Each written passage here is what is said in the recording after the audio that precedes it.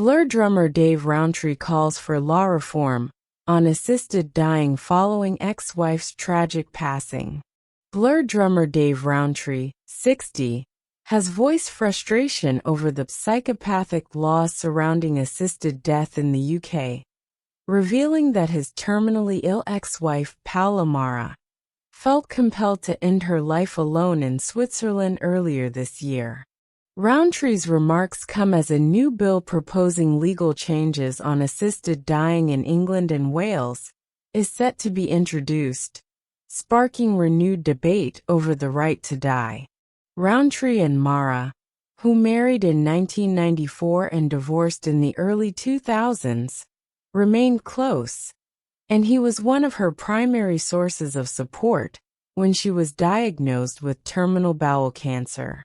Mara, a Canadian, endured rounds of intense treatment and surgeries, but as her illness progressed, she ultimately chose to travel to Zurich alone in March to access assisted dying services at Dignitas. His criticism comes at a critical time as Labour MP Kim Leadbeater's Choice at the End of Life bill, which would legalize assisted dying under stringent regulations, approaches its second reading in Parliament on November 29. If it passes, the bill would mark the first legal shift on assisted dying since Parliament's last debate on the topic in 2015. Leadbeater's proposed legislation has garnered support from assisted dying advocates, who argue that it offers dying individuals the right to control their final moments.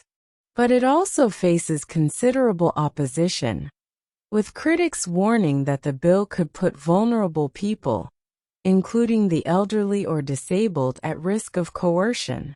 Instead, these opponents call for a focus on improving palliative care as a means of easing terminal suffering. One of the most vocal supporters of assisted dying, Dame Esther Rantzen, recently commended Leadbeater's bill. Having been diagnosed with stage 4 lung cancer earlier this year, Rantzen has herself considered traveling to Switzerland for an assisted death if her health worsens. Speaking of Leadbeater's advocacy, Rantzen said, "She's so impressive. She's entirely motivated by the desire to make a positive difference for people, her sister having been murdered in the most appalling circumstances, which is why she took on the role." She added, "I admire her a lot. They always say, don't they, that politics is the art of the possible." In a recent interview with LBC's Andrew Marr, Rantzen shared that, while she still hopes for a peaceful passing at home, she has resigned herself to the idea of going to Switzerland if UK laws do not change in her lifetime. "Yes, absolutely," she confirmed when asked about Dignitas as an option.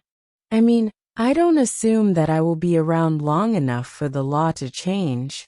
Expressing her wish to pass peacefully surrounded by friends and family, she said, "Obviously, like everybody, I would like to die with an opportunity to say goodbye to the people who are closest to me.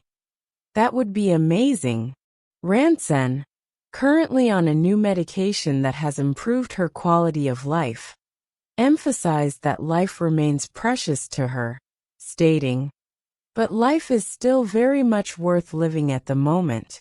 With a mix of humor and perspective, she acknowledged that the current public focus on her views wasn't something she planned, quipping, "People say in some indignation, why should anyone pay any attention to what Esther Rantzen thinks?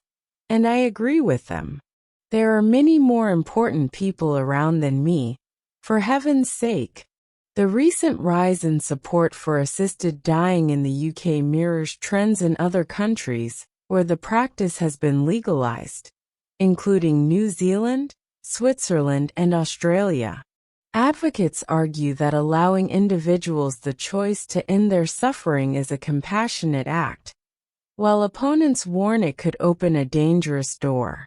With the upcoming reading of Leadbeater's bill in Parliament, Rowntree's story underscores the deeply personal stakes involved in this debate.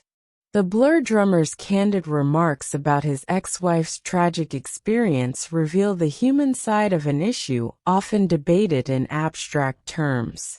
As Parliament prepares to re-examine the topic, supporters like Rowntree and Ranson hope lawmakers will move toward a solution that offers individuals with terminal illnesses a choice, allowing them to make one of life's most difficult decisions on their own terms.